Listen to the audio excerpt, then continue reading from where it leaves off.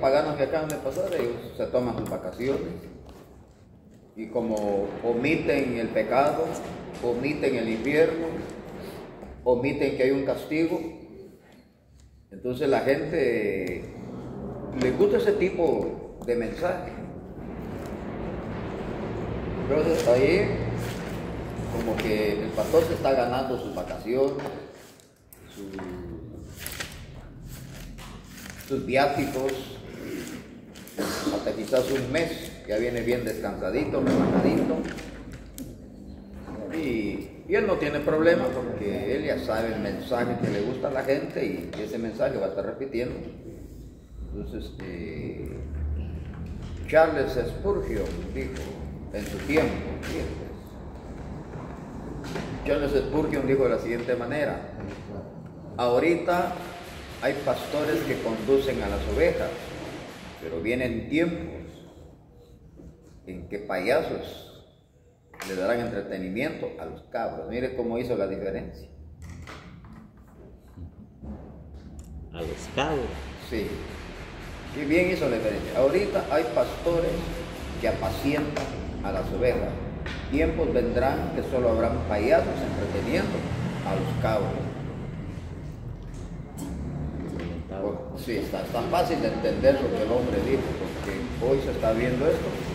Ahorita en las redes, en la televisión, en los canales, y haciendo una crítica constructiva, Enlace, el señor Solares, Jeremías Pijí. hay canales peruanos, y ahorita solo se está dando un tipo de entretención y no se le está haciendo saber a la gente qué hay más allá, y no están defendiendo el Evangelio,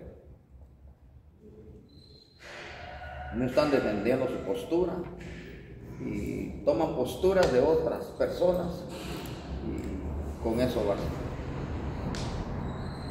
Por ejemplo, en esta fiesta pagana que pasó, todos votaron a favor de esa fiesta pagana, la mayoría de pastores votaron a favor.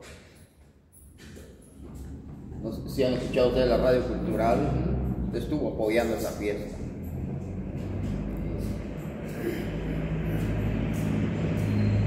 Sin embargo, hay otras denominaciones, como el Israel de Dios o la Iglesia Adventista, estaban atacando a Carlos Rivas, y espero hablar con Carlos Rivas porque tiene que ser más específico.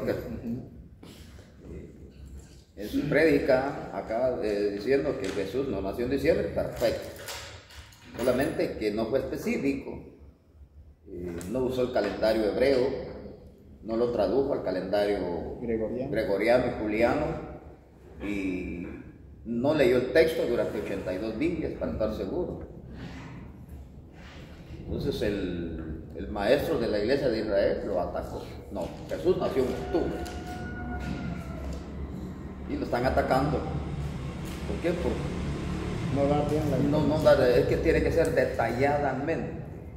Por eso es que existe un sermón que se llama hilativo, donde usted va a dar paso por paso, detalle por detalle, el sermón. Un solo texto. Pero en el solo texto usted tiene que dar a conocer, palabra por palabra, frase por frase, y desde luego apoyarse. Pero no se sale del texto, ahí está en el texto. Entonces, esto le faltó a él, pero estoy esperando que me llame, que siempre me llama, para decirle que tenga más cuidado, porque ayer vi a un señor defensor del Israel de Dios, o sea, fariseo. Lo estaba atacando, pero ¿por qué? Porque le faltó un poco hay que dar las cosas detalladamente. No sé si vio usted un video que le compartí. Él lo tiene en su Facebook, el hermano Carlos Rivas. Él inicia diciendo de que Jesús no nació en diciembre y muestra un calendario. Empieza a contar, queda en abril y dice que Jesús nació en diciembre.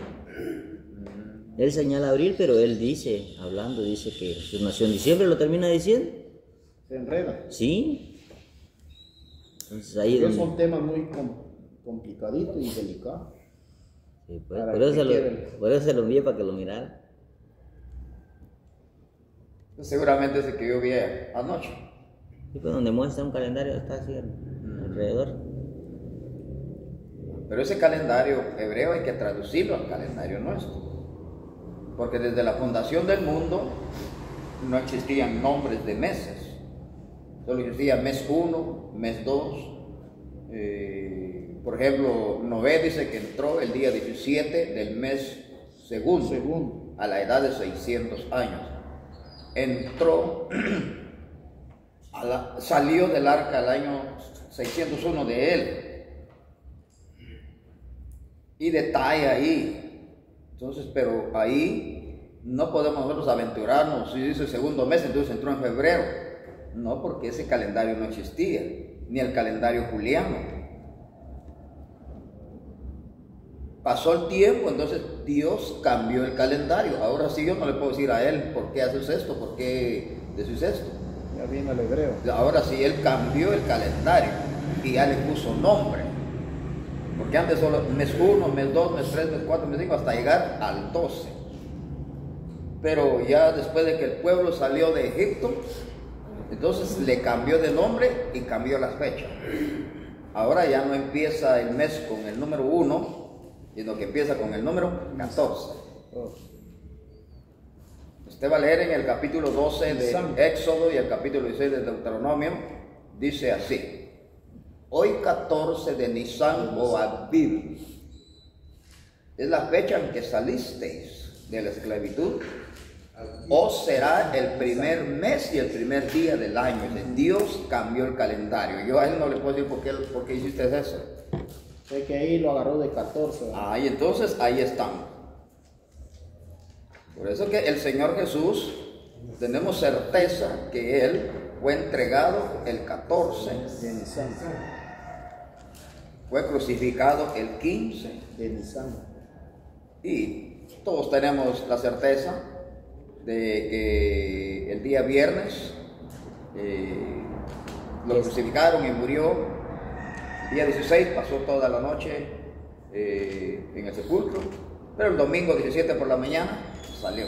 ¿Qué fecha de nosotros sería o qué mes? Estamos a 14. Por eso, pero... Porque como él murió en el mes de complemento, es que ese es el cuidado que ustedes deben de tener al observar el calendario hebreo. Abril. Dice que hay un mes de complemento a cada 3 años. ¿Y en qué año murió Jesús? En el año 33. En el año de complemento. Por eso tenemos la certeza que él murió el 14 de abril. Porque si él hubiera muerto, hubiera hecho el sacrificio por nosotros en el año 30 o 31 o 32, yo tengo que regresar al 14 de marzo entonces. Porque ahí estoy viendo un año que tiene solo 12 meses. Pero como hay un año que a cada 3 años tiene un mes de complemento, se llama, usted lo va a leer en el calendario que viene en las Biblias. Yo no estoy sacando de mi concepto, sino de la Biblia. Ahí hay calendarios que habla de un segundo Adar, así se llama. Segundo Adar, que es el número 13, pero eso se da cada 3 años.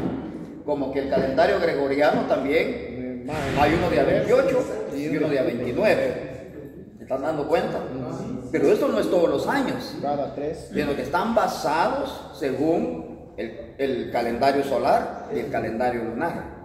Eso es lo que... Pero estamos seguros de que Pentecostés fue en junio, porque fue en el año 33, fue en el mes de complemento. La muerte de Jesús estamos seguros que fue el 14 de abril la traición, la muerte el viernes, todo el sábado 16 en el sepulcro, domingo por la mañana 17 resucita. ¿Por qué? Porque estamos seguros que esto fue en abril, porque fue en el mes de complemento. Ustedes por favor van a ver, todas las Biblias traen el calendario, o lo descargan en internet, como sea. Ahí está el calendario. Entonces ahí siempre dice el segundo Adar. ¿A qué se le llama segundo Adar? Al mes de complemento. Entonces Jesús murió en el mes de complemento, en el segundo Adar. Entonces estos detalles hay que darlos para que el oyente esté seguro de lo que está oyendo y de lo que va a reproducir. Sin embargo, regresemos. El Señor cambia el calendario, dice que el 14 es el mes 1 y el número 1 de fecha. Entonces a partir de ahí el calendario es cambiado. Y entonces tenemos la sorpresa de que a partir del 39 en adelante, del capítulo 2 de Lucas, dice: y cuando cumplió 12 años subieron a la fiesta de la Pascua. Ese texto o ese párrafo lo va a leer no solo en la Biblia suya, porque puede ser que ni usted mismo va a creer a su propia Biblia. Entonces ese texto lo va a leer en varias Biblias. 2:39, Juan. Después de haber cumplido con todo lo prescrito, la ley del Señor, volvieron a Galilea. Sí, del 39 en adelante, ahí se va a ir leyendo usted. Pero no lo va a leer en una sola Biblia, sino en varias Biblias. Para destruir la tesis de los testigos de Jehová, porque estos son los ingratos que distorsionaron la palabra. Porque en la Biblia testigo de Jehová dice: y en el mes sexto del embarazo de Elizabeth. Ahí no está hablando del embarazo de Elizabeth. En el original no está hablando de Elizabeth. Se refiere Lucas a un calendario. Y en el mes sexto el ángel visitó a María, pero no está diciendo que en el mes sexto del embarazo de María. Nada tiene que ver la historia de Elizabeth con la historia de María. Está hablando de una fecha, está hablando de una época, y en el mes sexto. Entonces ahora lo traducimos al calendario gregoriano, exactamente es agosto.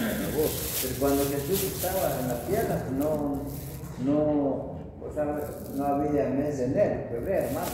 No, estos fueron los romanos. Por esa razón es de que yo no celebro sábado, porque el sábado es en honor a un dios Saturno. Por ejemplo, yo no tengo que ver nada con el domingo. A mí solo me sirve para decir: oh, mañana vienen mis alumnos y tengo que servir. Pero para mí todos los días, todos los meses son iguales. Para mí no hay problema. Domingo es dedicado al sol, lunes es dedicado a la luna, martes es dedicado a Marte, miércoles a Mercurio, jueves a Júpiter, viernes a Venus, sábado a Saturno. Entonces cuando yo observo el sábado, yo lo que estoy observando es una fiesta romana, a Saturno. Entonces yo debo de tener cuidado en eso. Sin embargo, al nosotros ver la versión 1909 del Israel de Dios, o la versión 1990, la versión adventista, cuando le damos lectura a Oseas 2:11 o Colosenses 2:16, nos damos cuenta que el sábado fue abolido. ¿Quién lo abolió? Dios. Y nadie puede refutar ese pasaje bíblico, pero lamentablemente los señores defensores del fariseísmo o del judaísmo, por ejemplo Esteban Bor, él dijo que ese sábado, que Dios le bendiga, hermano, muy bien, que ese sábado que hablaba Oseas 2:11, que era otro sábado. Ahí ya está muy, como dicen los muchachos aquí en Guatemala, mucho color. Ya bien vista la distorsión, que Oseas hablaba de otro sábado. ¿Cómo va a hablar Oseas de otro sábado si él es 1,000,000% profeta de Dios? Porque, por ejemplo, los adventistas solo hablan ellos de mandamientos, y no creen que los 10 mandamientos ya están resumidos en 2. No creen eso. Es que los 10 mandamientos son morales. Primero, usted va a leer que son morales y luego son sociales. Morales, porque él mismo dice: no tendrás dioses ajenos delante de mí. No te inclinarás ante ellos, ya sea de lo que está arriba o lo que está abajo. ¿Quién está arriba? Está el Padre, el Hijo, el Espíritu Santo y 4 seres angelicales: querubines, serafines, ángeles y arcángeles. Ahora salgamos un poco del tema. Viene un católico y le dice: pero si Dios ordenó que se hiciera imágenes de serafines, sí, pero marquemos la diferencia. Dios ordenó imágenes decorativas, por favor. Aquí está su defensa. Dios ordenó imágenes decorativas, no imágenes de culto, porque si no, él mismo se está dando como hace el Chavo del Ocho, que él mismo se pega. No se está contradiciendo Dios. Él dijo, no tendrás dioses ajenos delante de mí, no te inclinarás delante de ellos, ni imagen de lo que está arriba ni de lo que está abajo. Entonces, ¿por qué él ordena querubines, uno para acá y otro para acá en el arca? Son imágenes decorativas. Viene un católico y le dice a usted, le dice, présteme un billete a 100. Y usted confiado le da el billete a 100 y le juega una broma y lo pone en ridículo. Usted dice que no hay que adorar imágenes. A ver, rompa ese billete de a 100 porque hay una imagen. ¿Qué va a hacer usted en su respuesta ahí? ¿Lo va a congelar? No, usted le va a decir, perdone, don católico. De a 100, hermano. Esta imagen es decorativa, pero esta imagen no le sirve al billete de México, al peso de México no le sirve, al peso argentino no le sirve, al dólar de Estados Unidos no le sirve, al dólar canadiense no le sirve. En el dólar canadiense, si no está el primer presidente de Estados Unidos ahí, no vale. Sin embargo, aunque la imagen esté aquí, está impecable, pero si le faltara una esquina, ¿se lo reciben en la tienda? Pero si la imagen está viva, ¿qué pasó? O le faltara este pedazo, o la imagen está impecable, pero tuviera una raya de lapicero aquí, y hasta nombres, ya no se lo reciben. Entonces quiere decir que la imagen no es la que le da el valor al billete. Lo que le da el valor al billete es que está impecable, es que está íntegro. Eso es lo que le da el valor. ¿Por qué? Porque esta es una imagen decorativa nada más. Yo no le estoy prendiendo una candela a don Justo Rufino Barrios porque él de verdad existió. En cambio, el Pedro que me presentan a mí, sabe si es Pedro López o Pedro Hernández, yo no sé quién de los dos es. Así no. El arca que hizo Jehová Dios, ahí hizo de los querubines y entonces se llama... Vaya, ahora vamos a ver, fíjense pues. La culebra de... Vaya, fíjense pues, pensemos en el arca y los dos querubines. ¿Qué sucedió con el arca y los dos querubines? Eso sería la pregunta. ¿Sabe usted qué pasó con el arca y los dos querubines? Se llevó Dios. Dios se la llevó, no la dejó aquí, porque la gente es muy inclinada a rendirle culto a las cosas inanimadas. Si usted ve 11:19 de Apocalipsis, el arca está ahí arriba. Ahí está la copa de incienso, está la vara que reverdeció de Aarón, ahí están las dos tablas. Entonces ahí arriba está. Y si está ahí arriba, entonces el Señor me dice, no te harás imagen de lo que hay arriba en el cielo.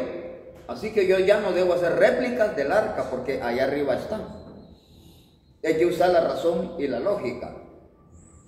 Entonces hay mucha diferencia entre imagen decorativa. Cuando usted entra al templo de Salomón no va a haber solo querubines, va a haber leones también. Hay uno aquí en la entrada y otro aquí, pero son decorativas. Pero Salomón nunca lo va a hallar usted de rodillas delante de un león, delante de un querubín, delante, porque él puso dentro dibujos, frutas, flores, pero de puro oro. Adornó el templo. Pero por favor, a ver, dígame, ¿cuándo un pastor se arrodilla delante de una, aquí se llama vejiga, pero su mero nombre es globo? ¿Cuándo ha visto usted que un pastor se arrodilla delante de un globo y decirle que me traiga al otro año más felicidad? En la basura terminan.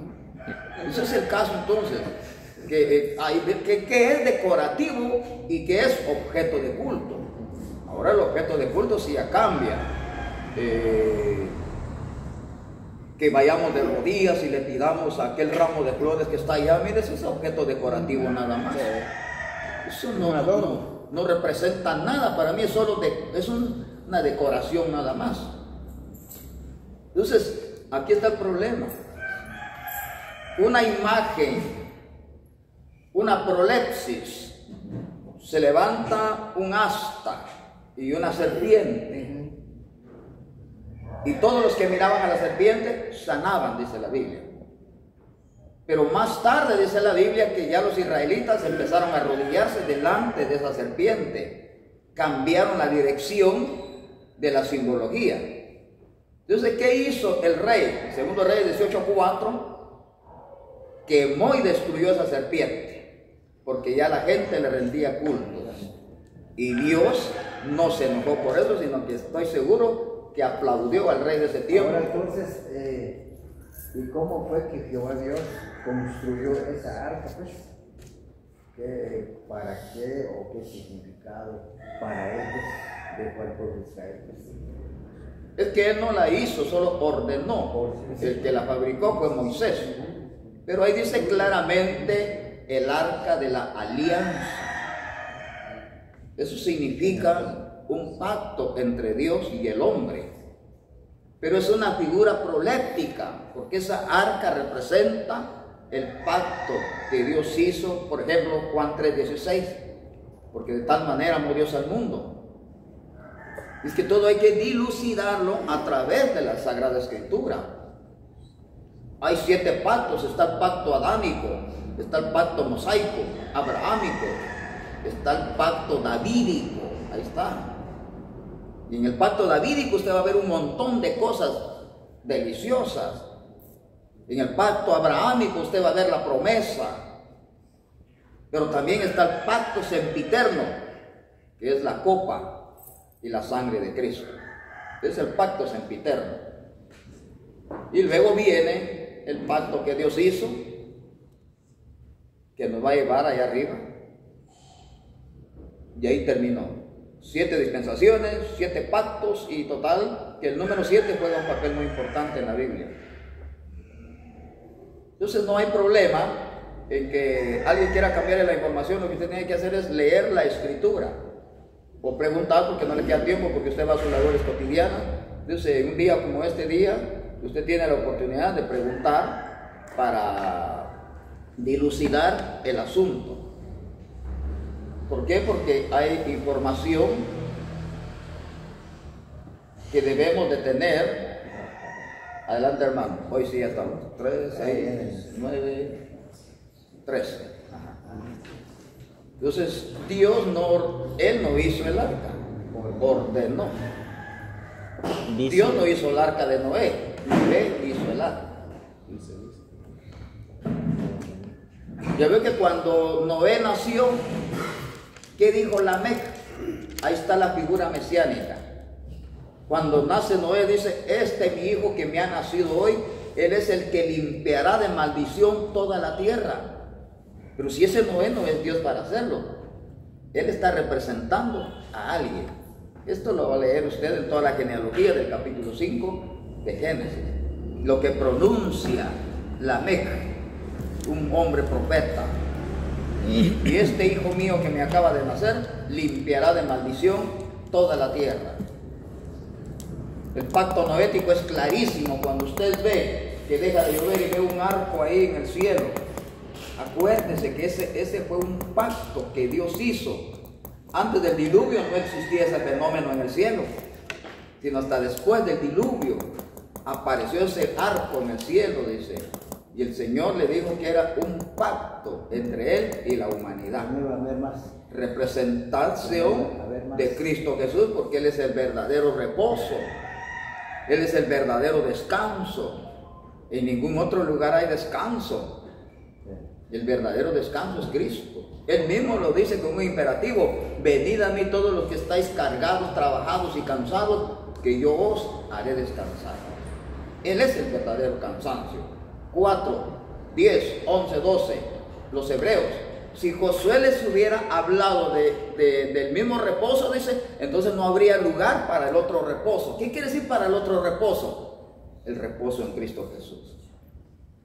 Lo mismo le escribió a los hebreos, lo mismo le escribió a Colosenses, que ya nadie los juzgue por guardar el sábado, porque eso fue sombra nada más, dice. Y es sombra para el futuro, el descanso futuro que vamos a tener. Que ya nadie los juzgue, dicen comer, bebida y todo, Entonces, todo esto se debe explicar detalladamente, hermano Pedro, con usted. Dice Helio, el hombre no puede hacer pacto con Dios, porque si así fuera, estuviera a nivel de Dios. Entonces vamos a leerle a la persona que nos escribió, rápidamente dele la respuesta 55 del libro de los Salmos.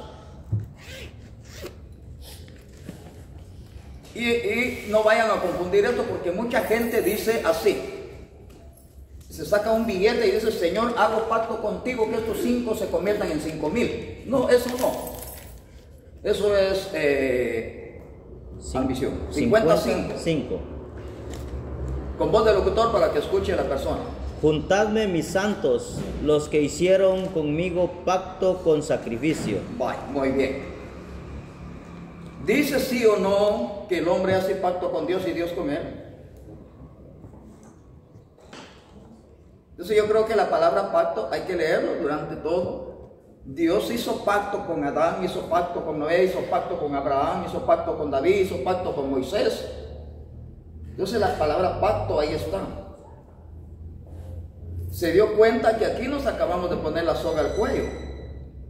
Juntadme a todos mis santos, ahí me está hablando del arrebato. Juntadme a todos mis santos, los que hicieron pacto conmigo. Pero cuidado, por favor, no se refiere a esto que caduca, sino ese pacto es yo te serviré, yo trabajaré para ti, incondicionalmente, pase lo que pase, venga lo que venga, yo voy a trabajar para ti. Ya se hizo pacto con Dios. Su hermano me decía algo me dejó interrogantes. Decía él que Jehová Dios ora por nosotros. Le digo yo, pero bueno, si ora por nosotros, ¿a quién le pide? Sabemos nosotros que cuando oramos le pedimos a Dios, hablamos con Dios. Ahora, si Jehová Dios ora por nosotros, ¿a quién le pide? Bueno, yo no sé, yo creo que le tuve que haber dado un pasaje bíblico. No me dio nada. Bueno, entonces no. Yo le dije, pues Jesús en calidad de Dios sí puede hacer, pero los que Jehová interceden Dios, por nosotros solo son 2 nada más, y yo se los he demostrado bíblicamente. Les demostré en Romanos 8:34 y Hebreos 7:25, Cristo intercede por nosotros día y noche. Así es. 8:26-27, el Espíritu Santo intercede por nosotros con gemidos indecibles, dice. Ahora sí. Entonces ahí hubo una equivocación. Sí, porque no. ¿A quién se dirigió? ¿A quién se dirige? Pues es lo que yo le dije, no me dio respuesta. Sí. Ahora, el enlace de la Trinidad sí está en la Sagrada Escritura y se los he enseñado bíblicamente. Juan 14, pero eso es camino, no intercesión. Dice ahí en Juan 14:6, nadie viene al Padre sino por mí, dice Cristo. Pero de repente, Juan 6:65 dice que nadie va al Hijo si no es por el Padre. Pero de repente 11:13 de Lucas dice nadie va al Espíritu si no es por el Padre. Pero 2:18 de Efesios dice que nadie va al Padre sino por el Espíritu. Pero de repente Juan 7:39 dice que nadie va al Espíritu si no es por Cristo. Pero de repente 12:1, 2 y 3 de Corintios dice que nadie va al Hijo sino por el Espíritu Santo. Ahí formamos la Trinidad. La Trinidad no es implícita, es explícita. Y muchas organizaciones están negando la Trinidad, pero está demostrado bíblicamente. Así que entonces vamos a orar, que se nos va el tiempo. Pero son temas importantes, es muy bueno que pregunten. Padre, en el nombre de Jesús, en el nombre de tu Santo Espíritu, en esta bendecida mañana te damos gracias, Padre, porque nos concediste la vida. Nos concediste estar aquí ya presentes, Padre, para seguir tratando sobre estos temas, Señor amado, porque los tiempos se acercan, los tiempos se aproximan, y gracias porque la vida para nosotros es importante, la fuerza física es importante, el intelecto es importante, y gracias por nuestro pan de la mañana, del mediodía y la tarde, y con eso es suficiente, Señor. Amén y amén. Muy bien, entonces gracias por ayudarme a orar. Aquí les voy a presentar, voy a dárselo a Yanalí. las 7 dispensaciones, y como base bíblica tenemos Efesios 1:10 y Efesios 3:9. Aquí hay un gran reto, que conozcamos las dispensaciones de eso.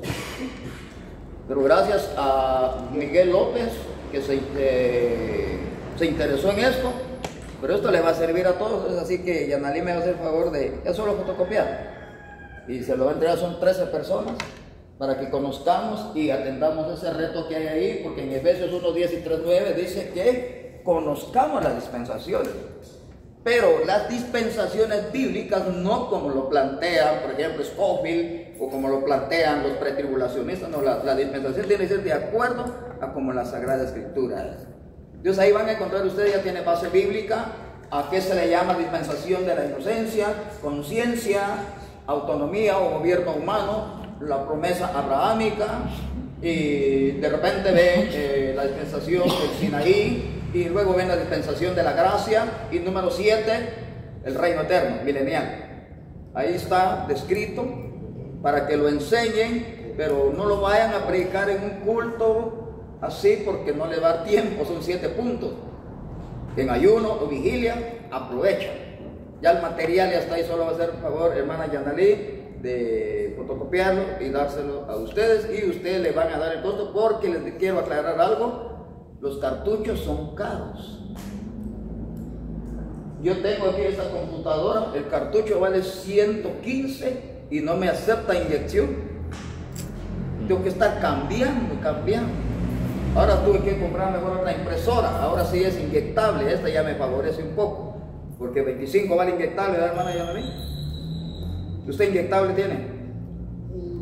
Fíjese que el cartucho que yo tengo me vale de 75. ¿Cuánto? 75. 75. El cartucho. Aparte los cabezales, esos sí son caros. ¿Verdad? Si es que todo sale caro. Entonces, es que aquí quiero llegar para que cuando la hermana les entregue, cooperen para el cartucho. Yo ya hice el trabajo, ya está impreso, ahí no hay, conmigo no tengan problema. Pero ella tiene su sitio de internet, ella tiene su localito de internet, entonces la vamos a ayudar. Así que entonces, ¿en qué punto nos quedamos hace 8 días? 10, entonces nos vamos al número 11.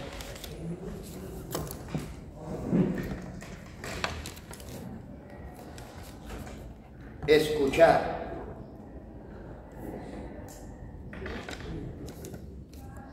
La mayoría de los problemas de la comunicación, vamos a escribir, la mayoría de los problemas de la comunicación viene de no saber escuchar. La mayoría de los problemas de comunicación viene de no saber escuchar. La mayoría de los problemas viene de no saber escuchar.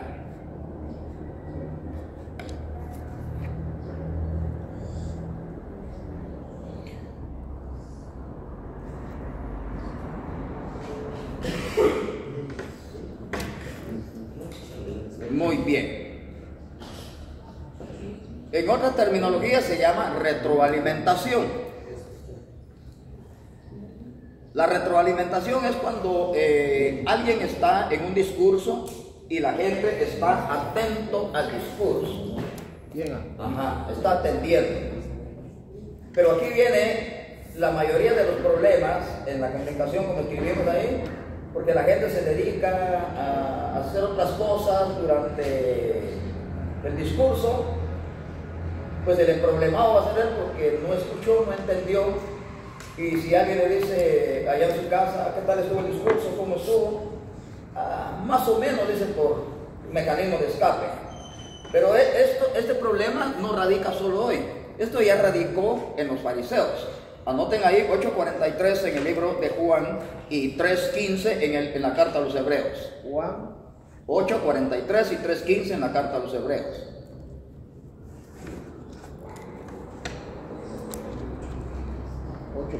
¿verdad? Ajá, en Juan. Y Romanos. Y luego tenemos Hebreos 3:15. Tomemos nota de estos dos pasajes bíblicos. Escuchar no es una sugerencia, escuchar es un mandamiento de Dios. En 3:15 dice: si oyereis hoy la voz de Dios, no endurezcáis tu corazón. ¿Qué está tratando de prevenirme Dios ahí en 3:15 de la carta a los Hebreos? Me está previniendo Romanos 2:5, anoten. No atender al mensaje, no atender el discurso. 2:5, Sí, produce una esclerosis en el corazón. La palabra esclerosis es una palabra griega que se dice en español dureza. Y en el texto bíblico dice: si oyeres hoy la voz de Dios, no endurezcáis vuestro corazón, como lo hizo el pueblo de Israel en Meribá. Endurecieron el corazón. Entonces ahorita hay mucha esclerosis espiritual, o sea, dureza de corazón.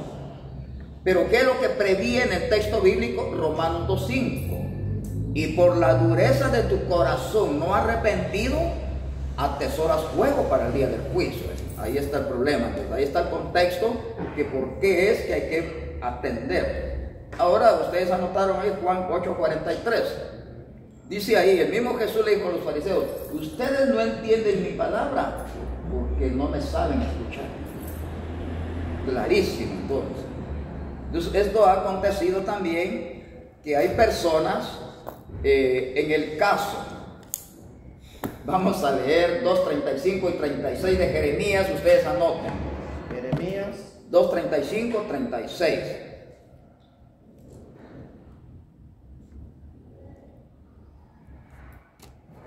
Jeremías 2:35. Soy inocente, de cierto su ira se apartó de mí. He aquí yo entraré en juicio contigo, porque dijiste: no he pecado.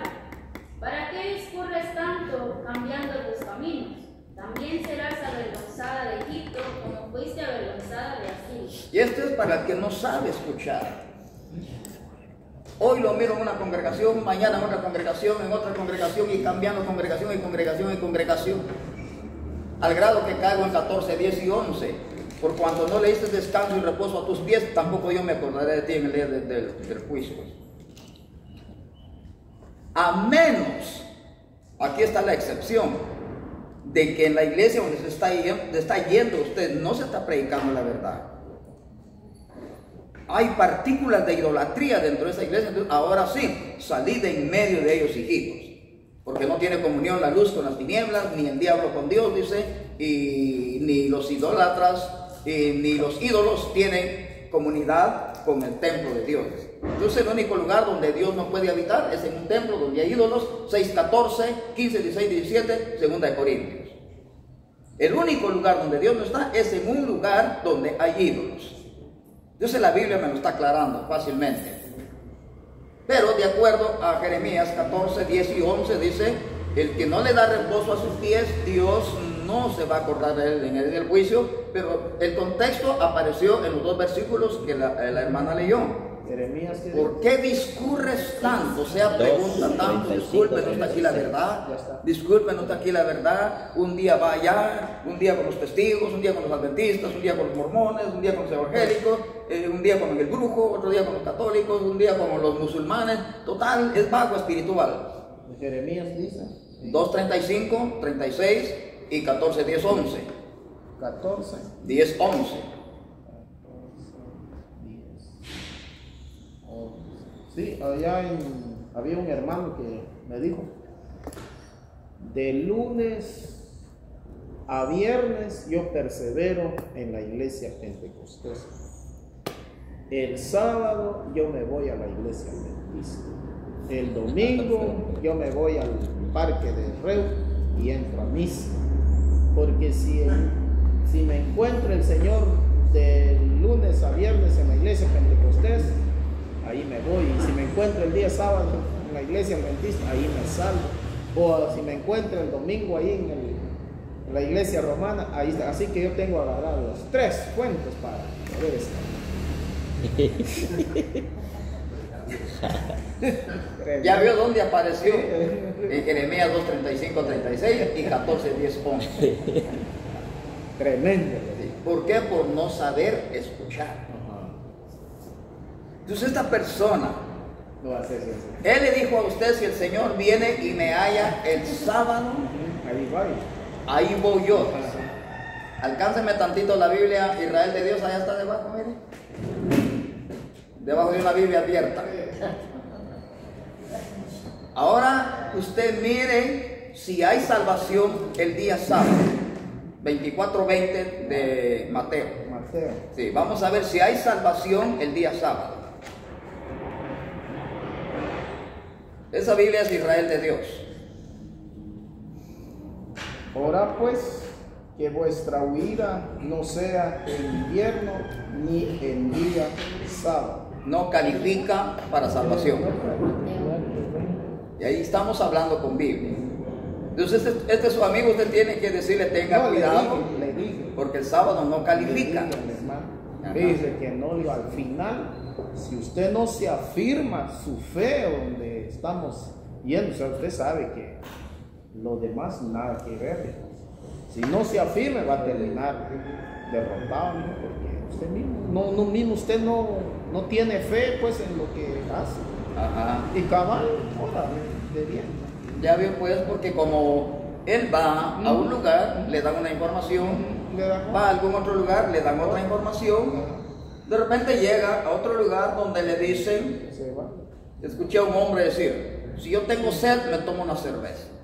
Si tengo mucha sed, me tomo 2 cervezas. Si tengo muchísima Digo el chavo. sed, me tomo 3. Porque tengo sed. Toda la gente le aplaudió.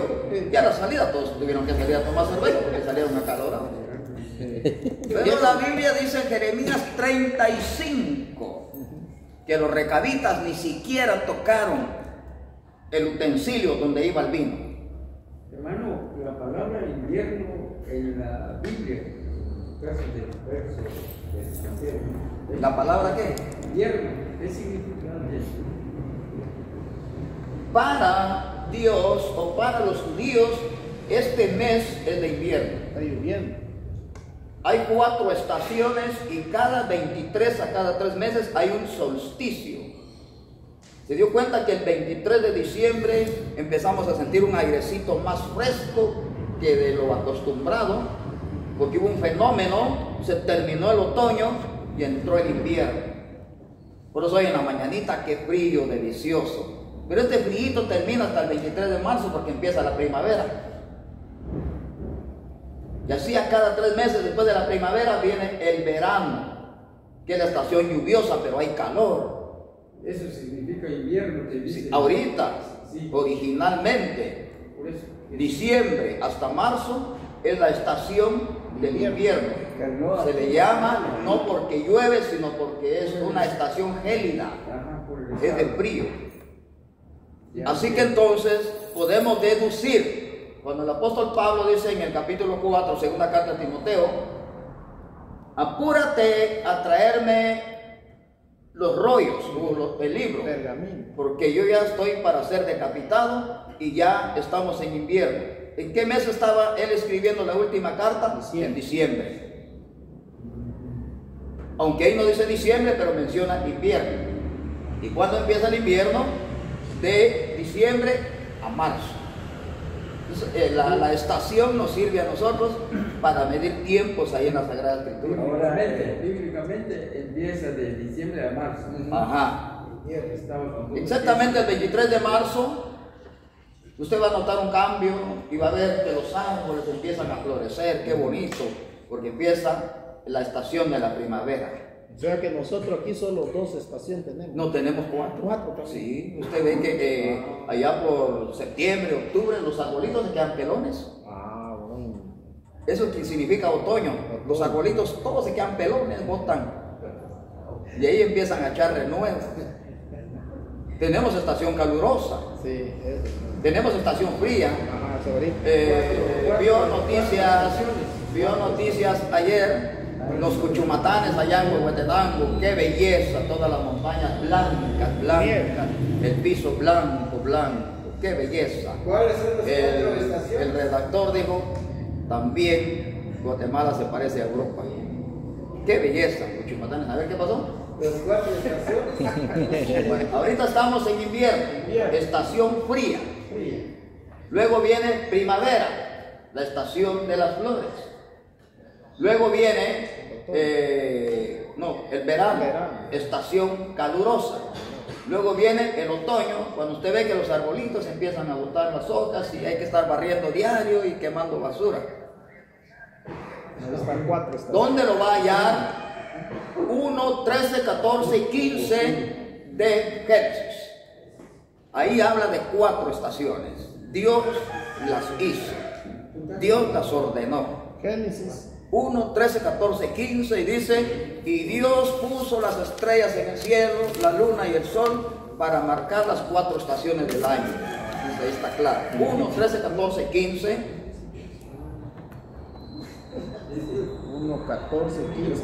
1, 13, 14, 15. Cuando usted ve que empiezan ya a ver lucecitas en el cielo, ya empieza a ver como una rodaja de sandía, que es la luna, y luego una gran esfera gigante. Entonces ahí está claro. Miren, la Biblia no le esconde nada a uno. La Biblia tiene 1000 respuestas para una sola pregunta. Ahí no hay problema, no tengan cuidado. Ahora, entonces, así como estamos en Guatemala, podemos llamar invierno en la época que estamos ahorita. Si usted ya está enterado cómo se miden las 4 estaciones, entonces usted dice, estamos en la estación invernal, pero aclare, la estación fría. Usted viene de San Miguelito, no sé si está haciendo frío allá con usted. Sí. Vaya, entonces ustedes estamos. Pero la gente no sabe eso.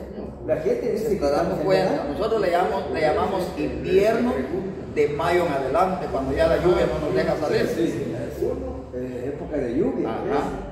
Pero este vez no lo sabe la gente. No lo sabe. Entonces usted va a ir hoy, va a pasar a la librería y le dice al señor de la librería, véndame una lámina de las 4 estaciones. Y ahí le va a enseñar más específico con imágenes que es estación fría, le va a enseñar una montaña llena de hielo. Estación otoño, le va a enseñar que los árboles botan todas las hojas. Primavera, flores. Verano, le va a enseñar calor.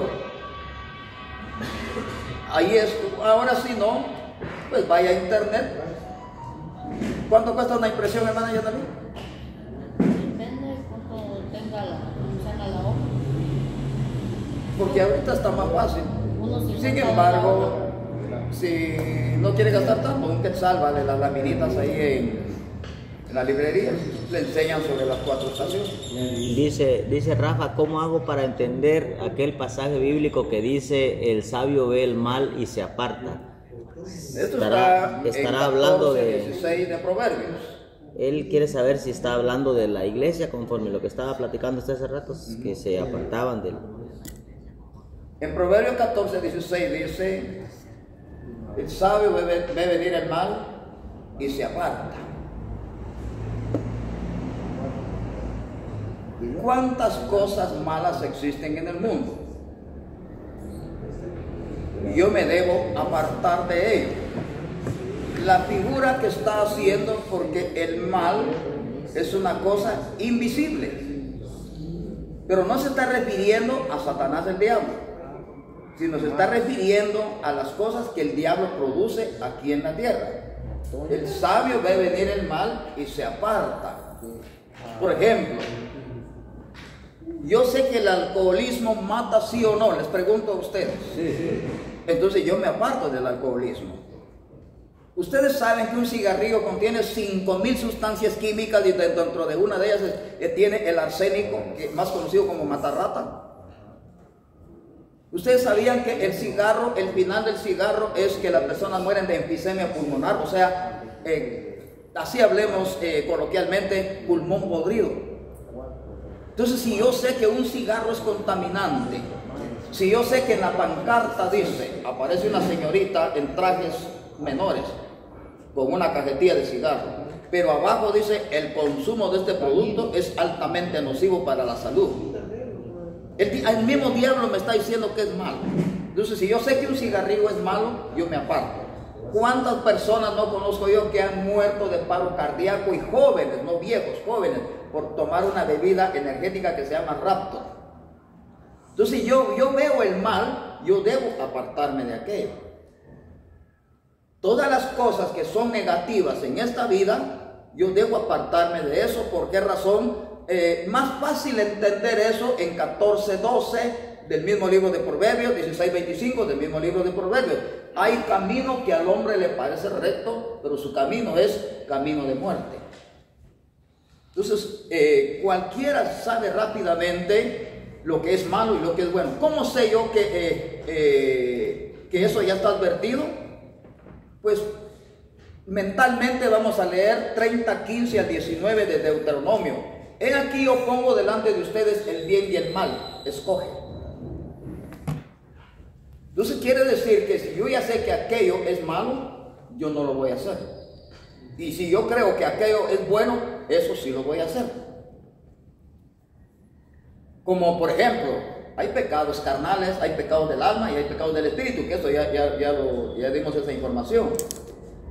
Entonces, si sabemos que el odio, la envidia, el egoísmo, la exaltación es pecado, yo debo apartarme de ese círculo vicioso. Yo debo abrazar el círculo virtuoso, porque lo contrario de odio es amor. Lo contrario de envidia es, yo me gozo que aquel tenga lo que tiene. Pero la envidia es cuando me duele algo que aquel tiene y yo no lo tengo. El egoísmo, 34:18 de Ezequiel dice que hay gente que la comida la aplasta para que el otro no coma, ensucia el agua para que el otro no tome. Eso se llama egoísmo. ¿Cuánto egoísmo existe entonces? Entonces yo debo apartarme del egoísmo, la envidia, la exaltación. Eso ya son pecados del alma, ya son pecados del espíritu. Los pecados carnales son como borrachera, salir de un club nocturno, o salir con la comadre de un autotel. Cualquier cosa que es visible. Entonces el texto bíblico dice, el prudente ve el mal y se aparta. Pero son tres cosas: pecados carnales, pecados del alma y pecados del espíritu. ¿Cuáles son los pecados del espíritu? Incluye el egoísmo y la envidia otra vez. Incluye violencia, como por ejemplo, viene Juan y Santiago, dice, Señor, esa gente no entiende el mensaje, así que vamos a pedir fuego para que los consuman. Y Jesús le dice, ustedes no saben qué espíritu tienen dentro. Yo no vine a condenar las almas, yo vine a salvar las almas, le dijo Jesús. Les entró también un egocentrismo, que ellos querían ocupar el primer lugar. Señor, cuando estemos en tu reino, yo quiero que Juan se siente a tu derecha y yo a la izquierda. Ustedes no saben lo que piden, le dijo Jesús. El que se sienten a mi derecha o a mi izquierda no está en mi lado, sino a mi Padre. Pero mire, en lugar de decir, Señor, cuando vengas por tu santo, como leímos en 55 del libro de los Salmos, hubieras dicho, Señor, acuérdate de nosotros, como dijo el preso, cuando vengas en tu reino. Entonces Jesús les hubiera dicho, de cierto les digo, van a estar conmigo. Sino que egoístamente solo ellos querían estar a la izquierda y a la derecha de Jesús, y los otros ¿qué? Entonces está tremendo, ¿verdad? Son pecados del alma y pecados del espíritu. Y eso yo no los puedo ver, yo no sé qué está pensando Diego, pero Dios sí está viendo qué está pensando Diego. Yo puedo ver empíricamente lo que uno hace, lo que otro hace, pero ya el alma yo no lo puedo leer. Solo Dios. El espíritu no lo puedo leer, solo Dios nada más. Entonces, esa es la respuesta a la pregunta que nos hicieron. Entonces tenemos aquí todo esto que se llevó a cabo y ustedes brindaron atención, es porque supieron escuchar. Ahora nos vamos al número 12, pasión.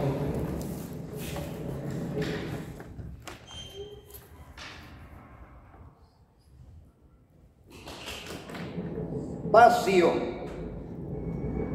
En la vida de un líder,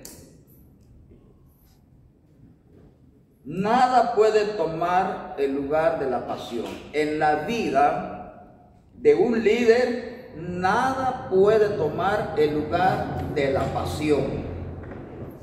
En la vida de un líder, Nada puede tomar el lugar de la pasión.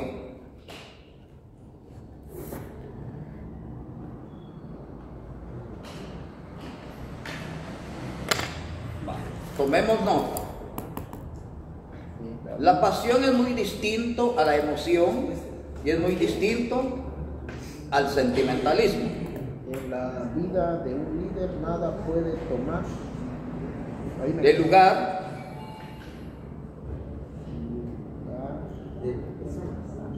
el lugar de la pasión.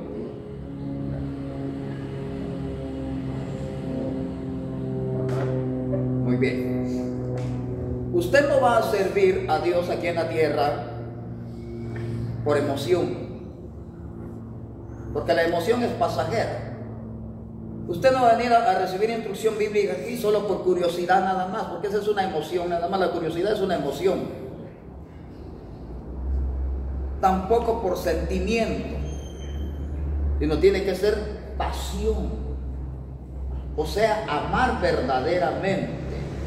Cristo no murió por emoción, Cristo no murió por sentimentalista, Cristo murió por pasión.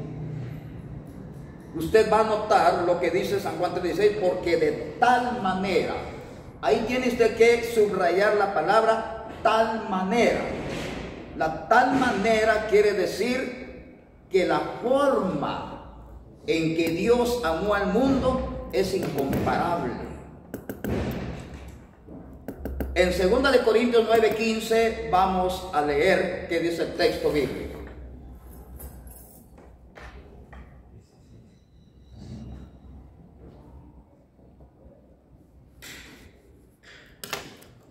de Corintios 9:15. Vamos a escuchar.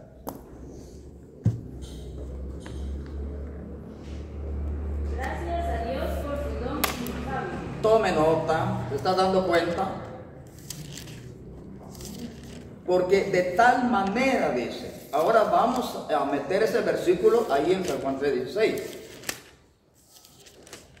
Porque de manera inexplicable amó Dios al mundo. Ya el texto lo está revelando. Gracias a Dios por su don inefable, o sea, inexplicable. Cuando un hijo suyo se enferma, usted va rápidamente al hospital o a la farmacia a ver dónde. En cambio, Dios hizo lo contrario. La medicina era su hijo para nosotros, pero la medicina no era para la carne, para el alma y para el espíritu. Entonces la palabra tal manera usted la debe subrayar en su Biblia, y que le da a entender, porque de forma inexplicable, ahora lo voy a parafrasear, porque de forma inexplicable amó Dios al mundo. ¿Por qué? Porque ya tenemos el texto ahí. Gracias a Dios por su don inefable. Esto es inexplicable. Entonces, ¿cómo es posible que un santo haya muerto por los pecadores?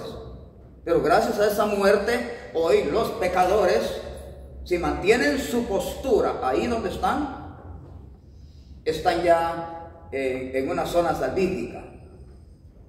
Pero no van a confiarse en eso de que porque ya soy salvo yo voy a querer hacer lo que hago, como dice el amigo del hermano, que un día en una iglesia, otro día en otra iglesia, otro día en otra iglesia, está en la cuerda floja. Ya está en la cuerda floja, ya lo leímos en 14, 10 y 11 del libro de Jeremías. Entonces, eso es en cuanto a la pasión.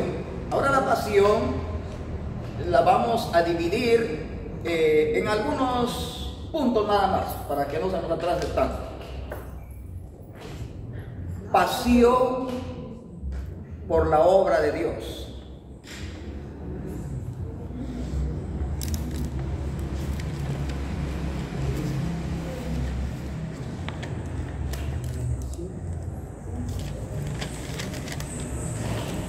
Ese es el punto 13.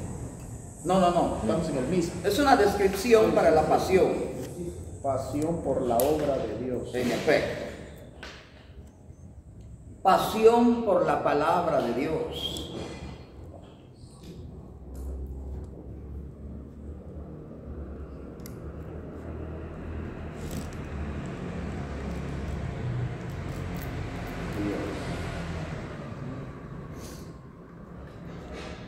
La pasión. Fíjese que en el primer punto que usted puso, pasión por la obra de Dios, es cuando usted le pregunta a Cristo qué hacer para que la obra de Dios crezca, no por su propio concepto. En Juan 6:28 encontramos el texto clave. Los apóstoles le preguntaron a Jesús, dinos qué tenemos que hacer para que la obra crezca. 6:28. Yo creo que esa misma pregunta fue ayer, es hoy y será mañana. Eso tengo que yo preguntarle al Señor. Pero cuando decimos pasión por la palabra de Dios, también tenemos que recordar lo que el salmista escribió en el Salmo 119 y versículo 103. Cómo consideró él la palabra de Dios como un panal de miel. Salmo 19 y el versículo 103. Ahí yo noto que el hombre tiene una gran pasión por la palabra de Dios. La considera como un panal de miel. Dulce. 103. ¿Y a quién no le gusta la miel? Claro que la comparación que hace el salmista ahí es una figura, pero la figura es excelente. Entonces, así, la misma pasión que tuvo David por la palabra de Dios, la misma pasión debemos sentir nosotros.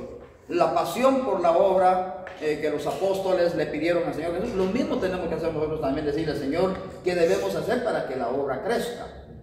Pero la obra no es física, sino es una obra que tiene cabeza, pies y manos. La obra redentora, pues, en otras palabras.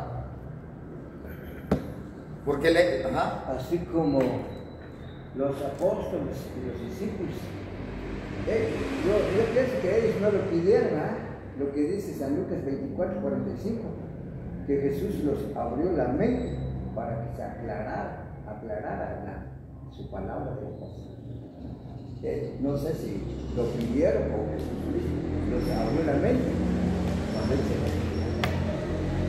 se ellos no lo pidieron. El texto lo dice claro.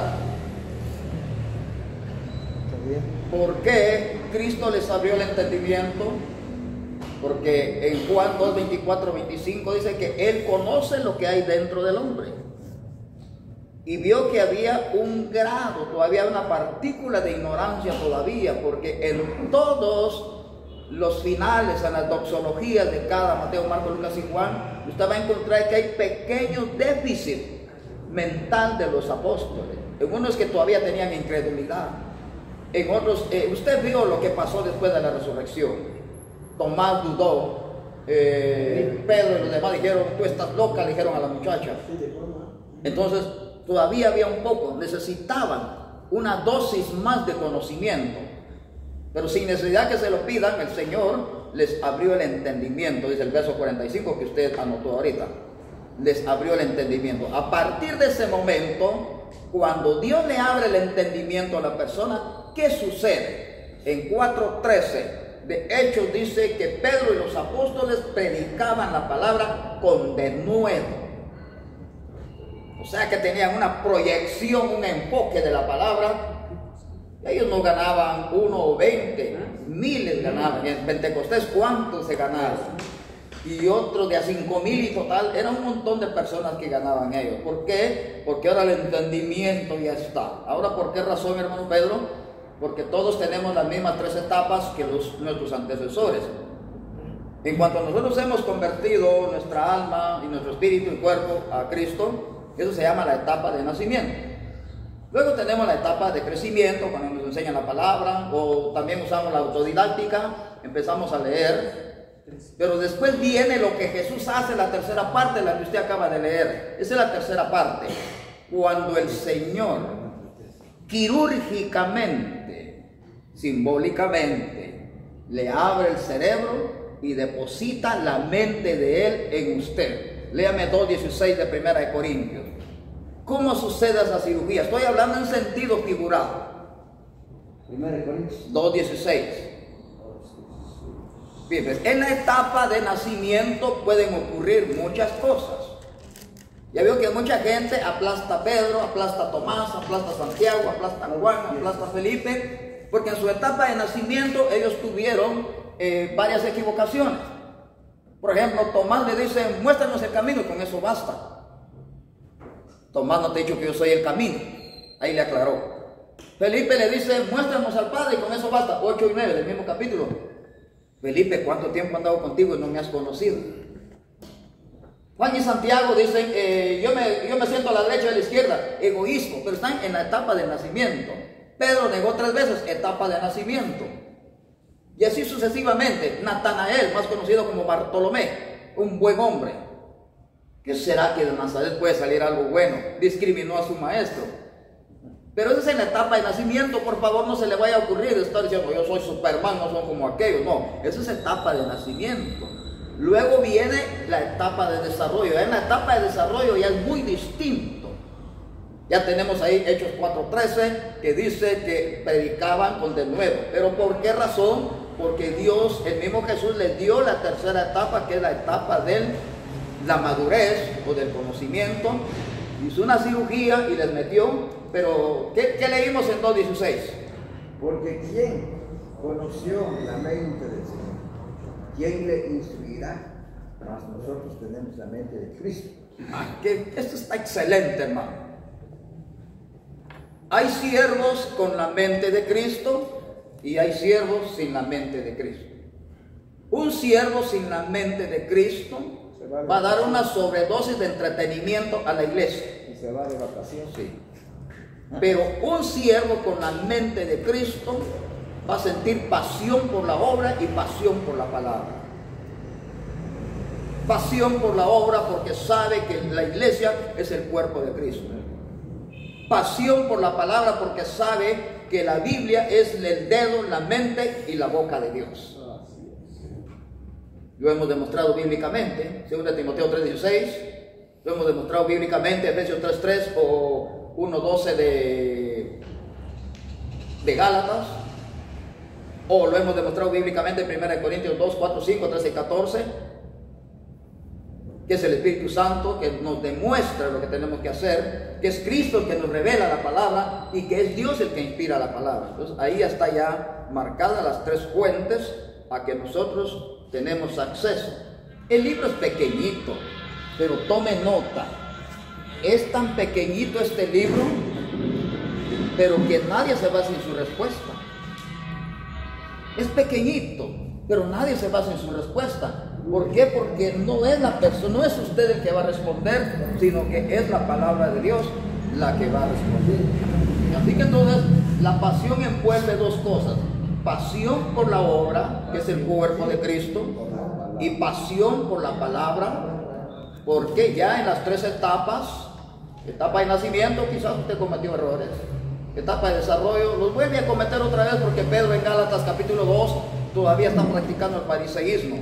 Está enseñando la circuncisión, está enseñando que no hay que comer carne ni esto, porque él dice, nunca ha entrado cosa inmunda a mi boca, y él le dice, lo que yo he santificado, tú no lo puedes llamar inmundo, le dice. Pero ese manto representa a Cornelio, un gentil. Sin embargo, ya en la etapa de madurez, el Pedro de Mateo, Marcos y Lucas y Juan no es el mismo Pedro de Hechos. Pero el Pedro de Hechos no es el mismo de primera, segunda carta de Pedro. Ahí hay 3 etapas. Ya en la etapa de madurez, ya con la cirugía, dice él, sean santos porque Dios es santo. Sean santos en toda su manera de vivir. Segunda carta, 1:14 en adelante. Yo ya estoy a punto de morir como mi maestro me lo dijo.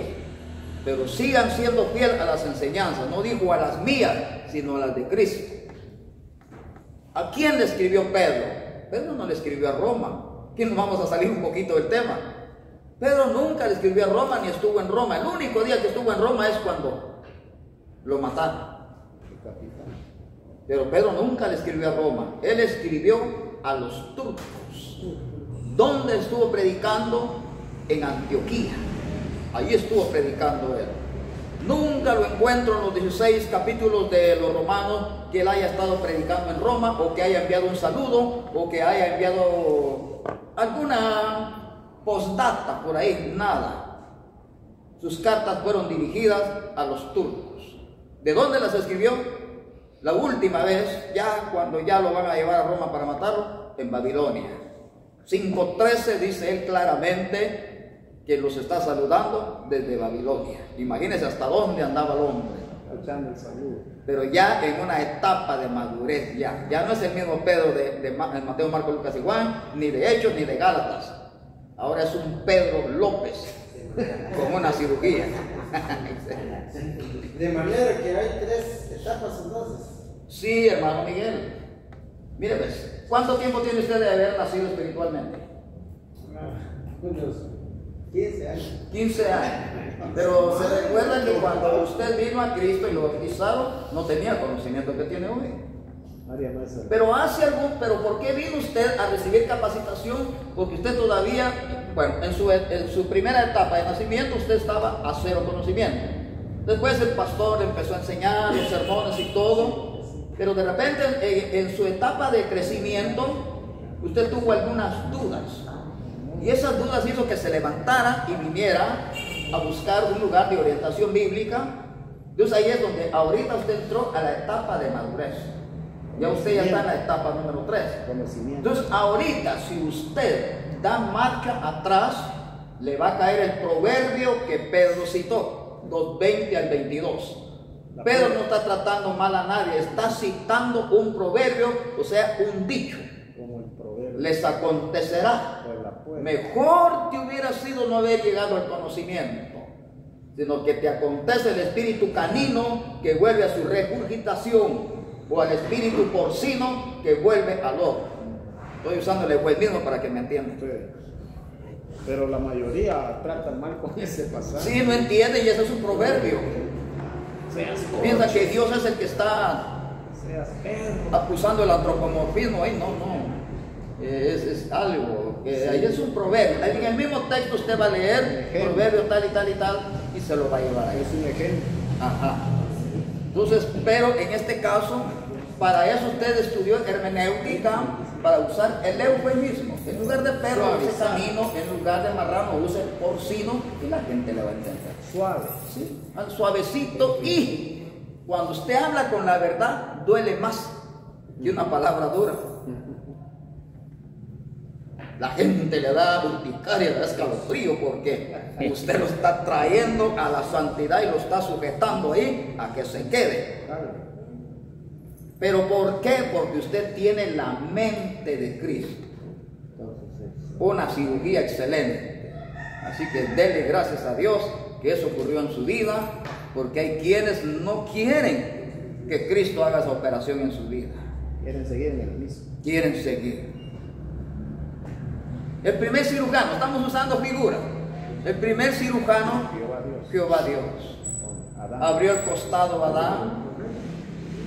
El primer traumatólogo, Jehová Dios, sacó un hueso y formó una mujercita. Y ahí está la historia, ya la conoce usted. De ahí viene el cirujano. El primer sastre, Jehová Dios, confeccionó 2 trajes, uno para la mujercita y uno para el hombre. El primer fabricante de instrumentos, la Iglesia de Cristo dice que los instrumentos son del diablo. Dios. Carlos Kramer enseñó que los instrumentos son del diablo. Eso es hablar o difamar o blasfemar contra Dios, porque el capítulo 28 de Ezequiel dice que los instrumentos son más viejos que el diablo. Oh querubín, cuando tú fuiste creado, ya estaban listos los tamboriles, y cita un montón de instrumentos. Ezequiel 28. Ezequiel 28, 12 en adelante. Los instrumentos son made in sky, o sea, hecho en el cielo. Y la gente pues dice que no hay que tocar instrumentos porque eso es del diablo, que no hay que aplaudir porque eso es del diablo. Dicen los de Israel de Dios. La sala. Pero yo le digo, al leer usted el 28, 12, 13, 14 y 15 del libro de Ezequiel, se va a dar cuenta que el tipo primero tenía el nombre que Dios le puso, querubín. Pero antes de que él fuera creado, ya los instrumentos ya estaban. ¿Quién los creó? Jehová Dios. Querubín no es una jerarquía, hermano. ¿Perdón? No es una jerarquía, querubín. No es un nombre personal. Diablo. Y que aquí ya se le enseñó a usted las 4 funciones de cada ser angelical. El querubín es un protector. El serafín es un adorador. Gabriel es un mensajero. Miguel es un príncipe, guerrero. Y ahí más no hay. Hasta ahí nada más 4 seres angelicales. Entonces creo que nosotros, gracias a Dios que el Señor nos abrió la mente, igual que los apóstoles, nos abrió el entendimiento. Ahora nosotros tenemos un pensamiento muy distinto. Yo dije hace un ratito, hay mucha diferencia entre un siervo con la mente de Cristo y un siervo sin la mente de Cristo. O en otras palabras, líder con liderazgo y líder sin liderazgo. Se preocupa más, con todo respeto, por lo económico que por la obra de Dios. Se preocupa más por darle riendas sueltas a los deseos carnales.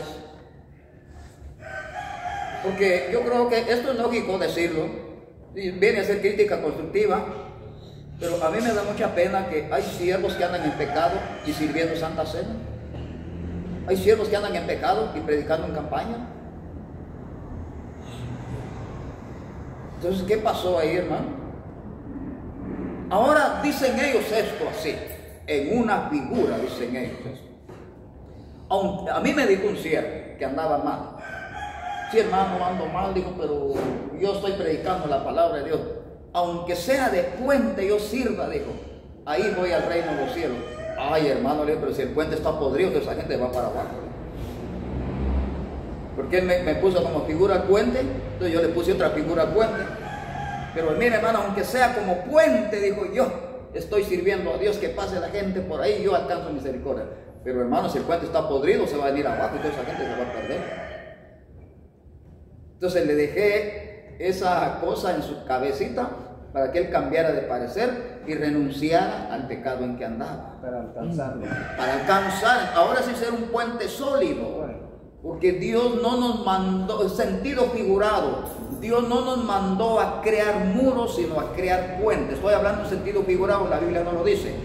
Pero Dios no nos mandó a crear muros, o a formar muros, o a levantar muros, sino a crear y formar puentes para que la gente pase, pero puente sólido, que resista todo el paso de la gente.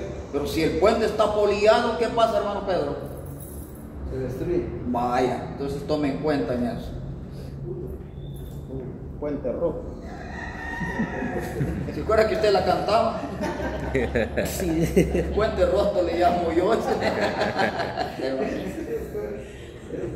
Bueno, ahora vamos a ver la número 13. Actitud positiva.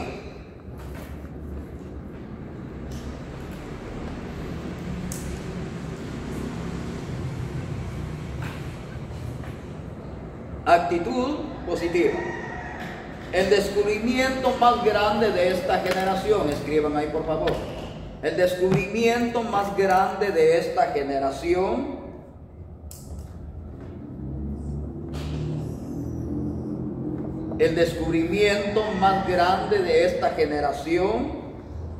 es que los seres humanos pueden cambiar sus vidas al cambiar su actitud personal. Repito, el descubrimiento más grande de esta generación es que los seres humanos pueden cambiar sus vidas al cambiar su actitud mental. ¿Cómo vamos, hermano Diego? El descubrimiento más grande. Ahora vamos a un concepto. El descubrimiento más grande de esta generación es que los seres humanos pueden cambiar sus vidas al cambiar su actitud mental.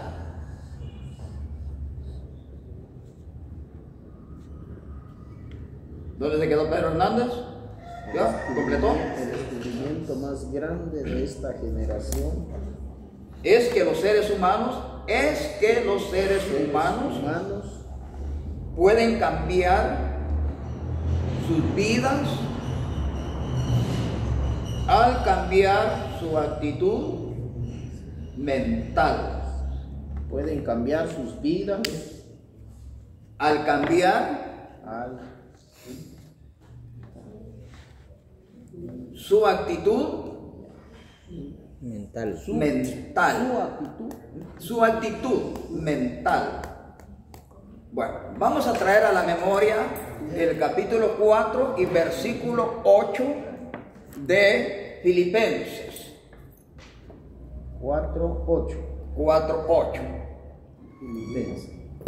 Ahí cuando usted va a predicar en ese texto, le va a poner nombre porque por naturaleza así se llama sermón sistemático, porque tiene varios elementos. 4:8 o 4 y 8. 4:8. 4:8 o 4. El capítulo es 4, versículo es 8. El sermón por naturaleza ahí es sistemático, porque tiene varios elementos. ¿Quién trajo Biblia que lea 4:8?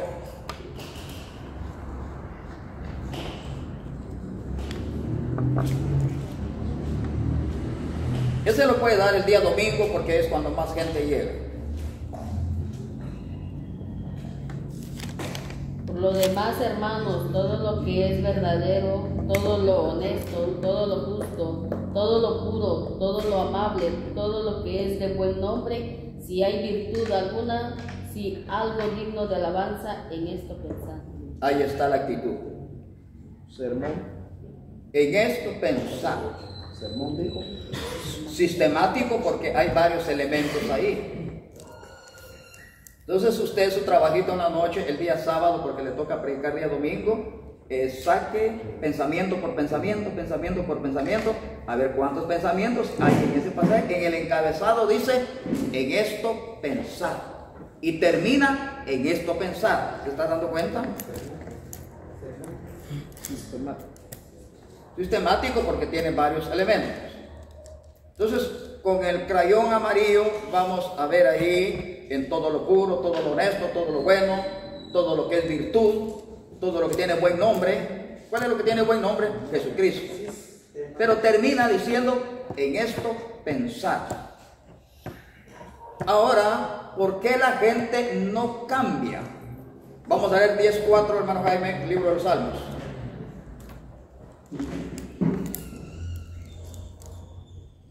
Salmo 10:4. El malo, por la altivez de su rostro, no busca a Dios. No hay Dios en ninguno de sus pensamientos. Ni un solo, 100,000 millones de neuronas en cada cabecita. Pero ¿qué dice el texto? No hay ni una célula del cerebro dedicado a Dios. Salmo 10:4, que es lo contrario, sería la oposición de 4:8 de Filipenses. No hay ni un solo pensamiento dedicado a Dios. Se levanta, ni a su familia le da los buenos días, ni a su mujer le dice, ahí regreso. No hay un buen pensamiento. ¿Por qué cree usted que las aves cantan por la mañana alegremente? Porque el Salmo 148 dice que le cantan a Dios. Oiga, Para que oye. es que yo me recuerdo, ahí me echó la manita en la avecita. Otro. Ahí estamos. Yo tengo mis pollitos a las 5 de la mañana, me están quitando el sueño y me están llamando. Quieren comidita. Pues eso dice el texto, que las aves de los cielos alaban a Dios. los matutinos, los vespertinos y los nocturnos, las 3 durante el día, a Dios le canta. Ya vio que hay personas que cuando Tecoló te canta dicen que algo va a ocurrir. Para ellos es negativo. Ellos le tienen más confianza al Tecoló que... Sí, cuando la lechuza pasa dice que algo va a ocurrir. Pero a mí la Biblia me dice que los animales nocturnos le claman a Dios por su comida. Entonces, en resumen, 7:9 en adelante de Job dice: pregúntale a la naturaleza y ella te enseñará. A los animales de la tierra, a los animales que vuelan, a los animales que hay en el mar, ellos te enseñarán que la mano de Jehová la hizo. Job 7. No, vamos a ver primero el 12, versículo 9 en adelante. 12:9 en adelante. Job.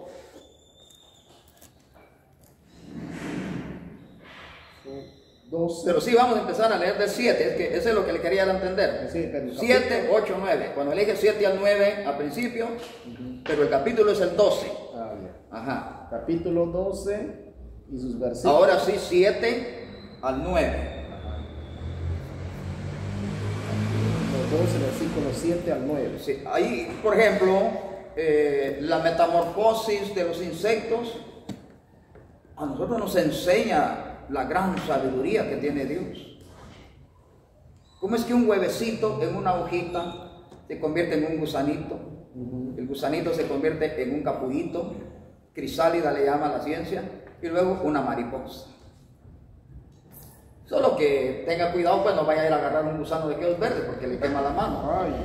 Pero es una bella mariposa. La gente le tiene miedo a las chichihuetas que le llaman, pero son mariposas. Hay gente que las come.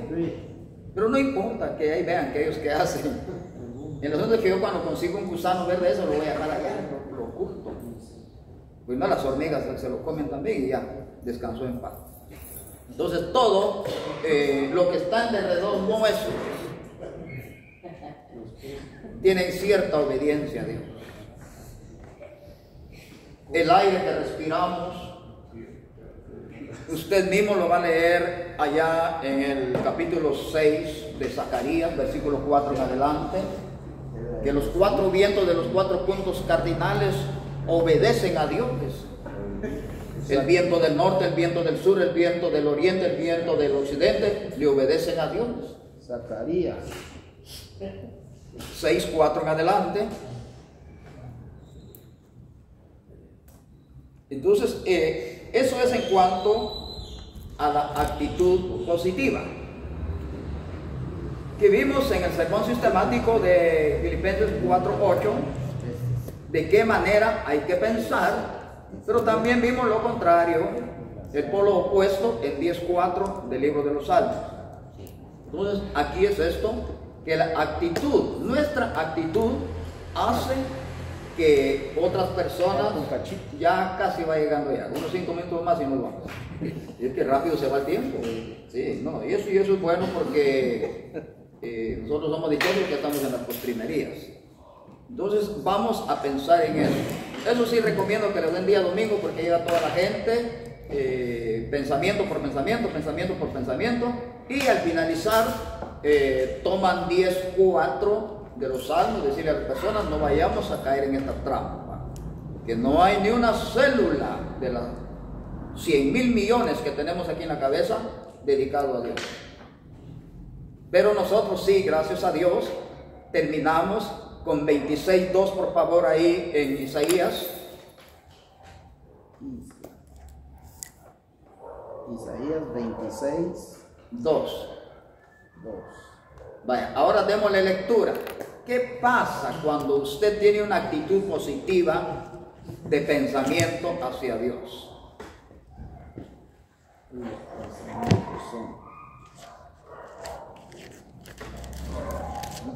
26:2.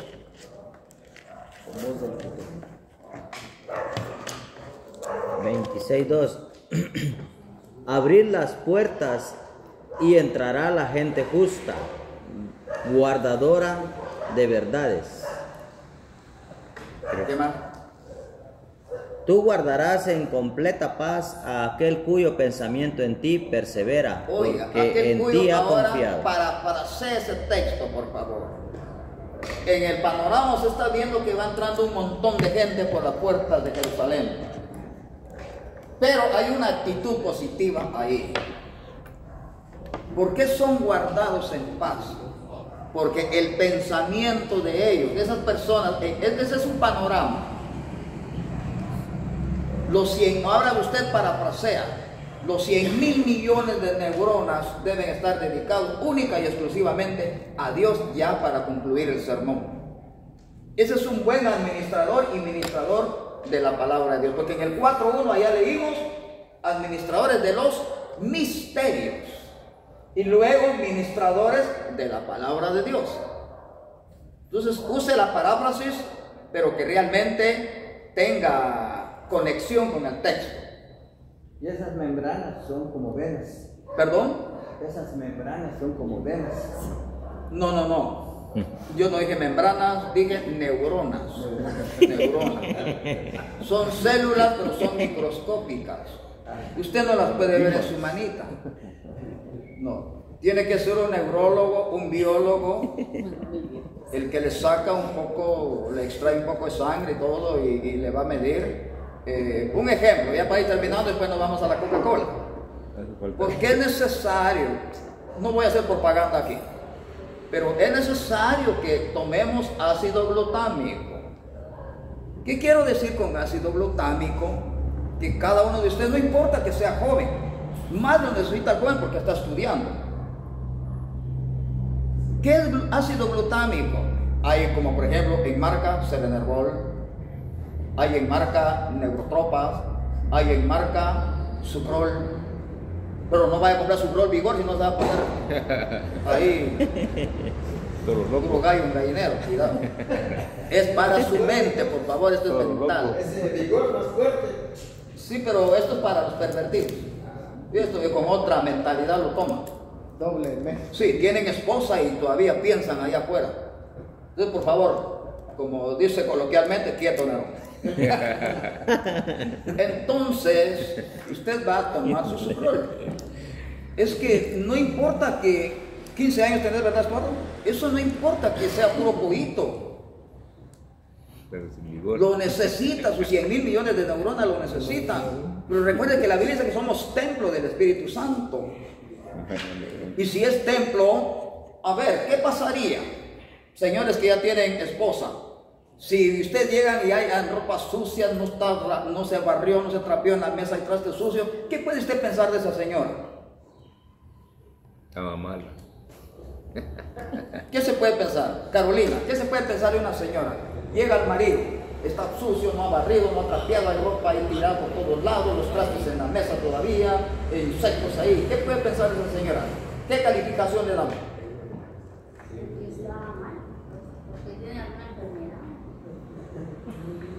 La misma intuyeron igual. Una mujer ociosa, o sea, a la gana. Así puede pasar también en nosotros. 6:6 de Proverbios dice: perezoso, aprende de la hormiga. Dice. ¿Hasta cuándo has de dormir? Ajá. Entonces, aquí nosotros también debemos decir, somos simbólicamente un templo del Padre, del Hijo y del Espíritu Santo. Debemos de mantener limpio este templo, cuidar este templo. Entonces usted va a tomar su ácido glutámico para mantener vivas sus células neuronales, porque si no viene algo más adelante. Empiezan a morir las células dentro del cerebro y el cerebro empieza a reducirse de tamaño y esa enfermedad se llama síndrome de Alzheimer. ¿Y qué es el síndrome de Alzheimer? Es cuando ya no me acuerdo cómo me llamo, cuándo nací, ni sé cómo se llaman ustedes, todo quedó en blanco y negro. ¿Por qué? Porque yo no me preocupé por alimentar mi cerebro. La pizza solo llena el estómago, el tamal de carne solo llena el estómago, el pan para Judas solo llena el estómago. Pero ¿y nuestro cerebro cuándo le vamos a dar algo? ¿Cuándo se han puesto una neurotropa ustedes? Yo que estoy fuera del tema ahorita. Está raquítico. ¿Cuándo? No puedo. Si les pregunto cuándo se tomarán una rato, pues en la mañana, hermano. ¿Será que todos nosotros tenemos los 100.000 millones de... Todos usted, pues, Hoy, los mismos alguien 100.000 está de millones. menos, hay algo está de más. ¿Cómo? Hay alguien que está de menos y hay algo está de más. Todos tienen la misma medida. En 17, 25, 26, 27 de Hechos dice que todos somos iguales. De un mismo ADN, dice Pablo, que fuimos hechos nosotros. Es excelente la información que tiene Pablo ahí. De un mismo ADN fuimos hechos todos.